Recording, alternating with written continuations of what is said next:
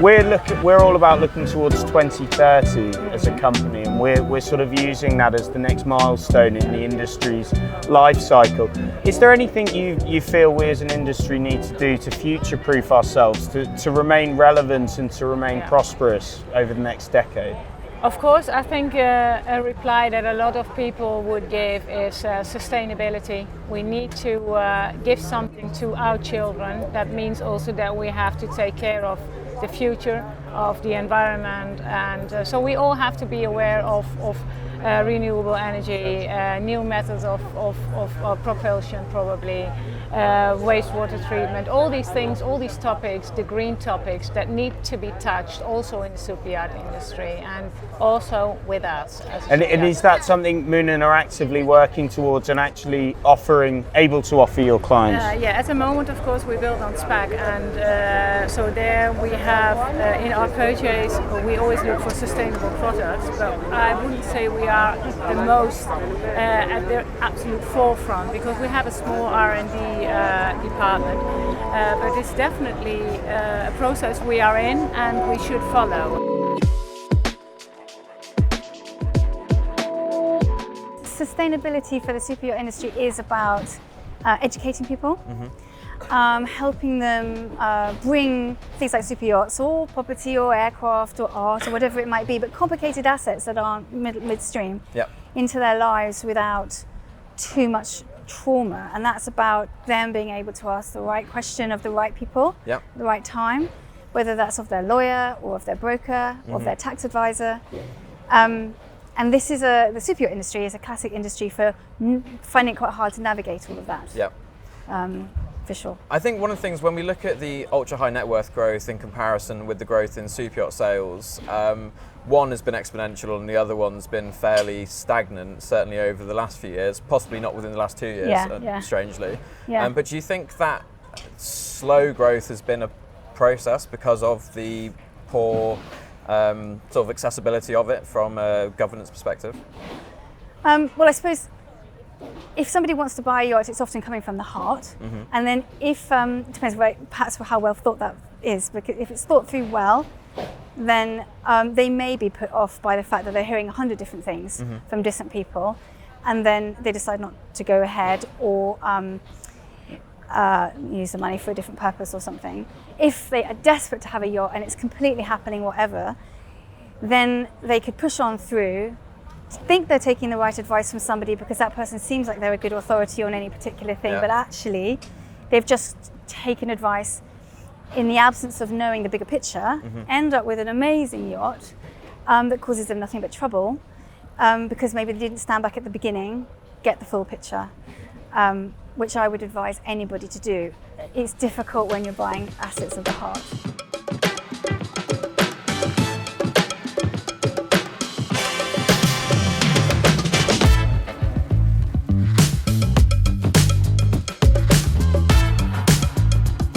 It's great to see so many rigs here again, and I think the sail yacht area adds a bit. But I must say, there's definitely not as many sailboats at anchor as I'm used to at Monaco. The rest of the show is pretty light in terms of sail. Do you think that reflects something broader in the market? Well, you've pointed out a clear gap that there are fewer sailing yachts around these days, fewer new sailing yachts being delivered each year. There are many reasons behind that. I think that the most important reason, there are fewer sailing shipyards around. In the past we had Fitzroy, we had Alloy Yachts in New Zealand. Very close to my heart, and unfortunately Perini.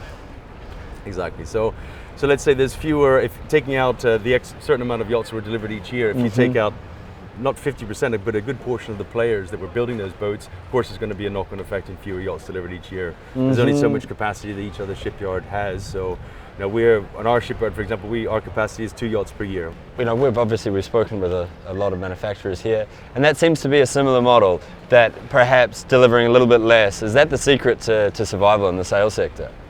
I mean, sales sector, of course. As a salesperson, you always want to sell more. Yeah, more, of course. more. Yeah. You know, but what's viable and what's sustainable? Clearly, our production capacity and our production facilities, we really like to take our time, put the boat in the water, have one boat in the water at a time, and really do the fine tuning and dedicate the time, and not have to rush a boat out and send it off into the ocean. Because obviously, with our shipyard in South Africa, the maiden voyage is either to the Mediterranean or to the US, and it's a good 7,000 nautical miles. That's a pretty good initial sea trial. Exactly. Yeah. But that aside, of course, we do like to make sure the boat leaves the yard finished and completed, and every detail's looked after, and every system's tested and tried. When we think ahead to the future, and especially a sustainable future, a really obvious solution is sailing places, right? But it's not just about sailing. Like even sailboats have got a long way to come in terms of their sustainability credentials. Well, I mean, we always say that sailing yachts are the original hybrid yacht. Yeah. The sailing yacht has an engine for when there's not much breeze, and when there's so our modern boats are really built to be able to run the engine less, to start the generator fewer times. So this is a boat that you in a but day there's like still today, pretty big hotel loads. You've got hydraulic of course, winches. absolutely. And I think the other thing that some people don't realize is sailing boats, big sailboats, still have to motor quite a lot. There is still a lot of time on those engines, so Sure. that puts pressure on, right? Well, again, it depends a little bit on the skipper. It depends on the boat. True. We're And the owner. certain yards that are building in heavier metal boats. When this is a boat really in today, when we've got 10, 15 knots of breeze outside, you'd be silly to start the engine in that breeze. Yeah. I mean, this is getting off the dock. Of course, you're going to start a generator. You're going to start an engine to get off the dock. But you can sail. I mean, this boat up to 7 knots of breeze, 8 knots of breeze, yes, you're going to be motoring, most likely. But if you're doing above 8 knots of breeze, generally the boat's going to be sailing the wind speed. In 10 knots of breeze, 11 knots of breeze, sailing upwind, she's sailing 11 knots. She's doing her whole speed. Reaching 10, 15 knots of breeze, she's doing 10, 15 knots boat speed. And she's a powerful boat. She's built for the enjoyment of sailing, good connection. This isn't just transportation, it's really recreation. Naval architecture on these sailing yachts took a big leap about 8 to 10 years ago, moving towards carrying the beam further aft, twin rudder configuration. Yeah, it's another big leap. And you can see it from design when you're walking down Exactly. when you're walking down the dock, and you see that really fat, wide race style. Dates the boat, but it shows that it's from a certain period. It does, Yeah. and I think from the racing sector that we're so focused on hydrodynamics to be fast, that also helps us to be sustainable and consume less fuel. So no, again, the systems now, and that's what's bringing owners back to shipyards to build a new boat. Hybrid system. I want to have a hybrid system in my boat. Yeah. I drive an electric car. I want a hybrid boat. New systems, saving weight, and again, new materials. They want to use more sustainable materials. We've been doing a lot of boats with flexi teak instead of natural teak decks. Yeah, I mean, we got to. I mean, you Exactly. got to. I mean, you can't. Safe. It's inexcusable, I think, now not to be looking at those options. Absolutely. Yeah. All right, Jeremy. Great. Great to Okay. speak. All right. Thanks.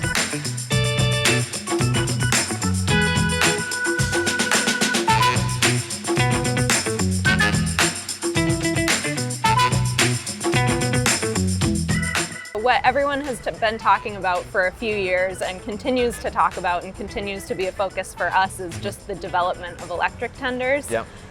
So electric isn't really a great use for every type of boating, but from our perspective, it just makes so much sense with the limo tender, Okay. the short ship to shore trips, Yep. and just the ability to charge from the mothership just makes it a great opportunity to go electric. Tell me a little bit about the evolution of the limousine tender and how it is now being used to improve the ownership experience. Yeah, I mean, we started building limousine tenders, I think, 11 or 12 years ago, and we've just really seen so much more of a focus, owners wanting the luxury experience and having, plenty of guest seating and air conditioning and all of the bells and whistles. Yeah. So it's something that, we're excited about. It's a cool little niche that Yeah. we found back then and continue to, look forward to building them. And in terms of the people that are asking for these projects, where are most of your buyers from? Are they from the US, or are you finding it's becoming more diverse? Where are the sort of major client pools? Yeah, most of our clients are American clients, but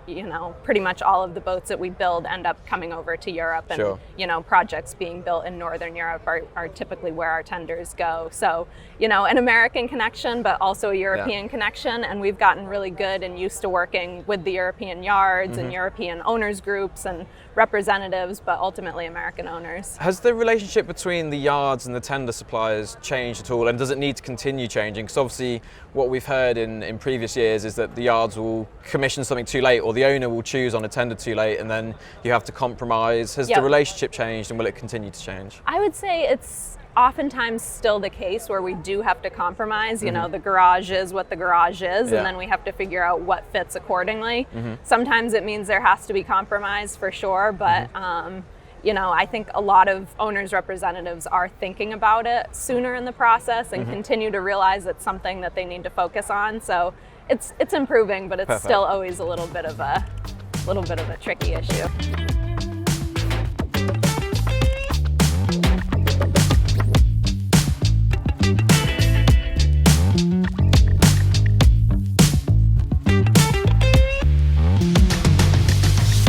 So Jan, we're here in Monaco. The sun is shining, times are good.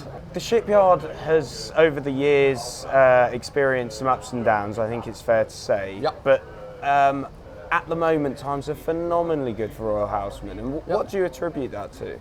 Well, we've done, you could say, three things, right? First, what we did is we started working more and more with co-makers and keeping the knowledge in-house, but working with co-makers and doing innovations together. The second thing is we have opened our new facility in Amsterdam, where we do professional refits. And we have 3 big halls there for professional refits. And the third thing is, after 135 years of sailing yachts, we have moved in a specific niche in motor yachts. Yeah. And those 3 combined makes the future look great. Actually, right now, we've never been so busy as right now. Exactly, and it is phenomenal to see, and that's actually a lovely segue because we're stood in front of her. But Fee obviously is an entirely unique project, and is fairly groundbreaking in what it's achieved. Longest sub 500 GT vessel ever built. Yeah. So, do you think this is a sign of a shift in the way yachts are being used and potentially the way they will be built moving forward? Yeah. So what we do notice is that architects, they like freedom.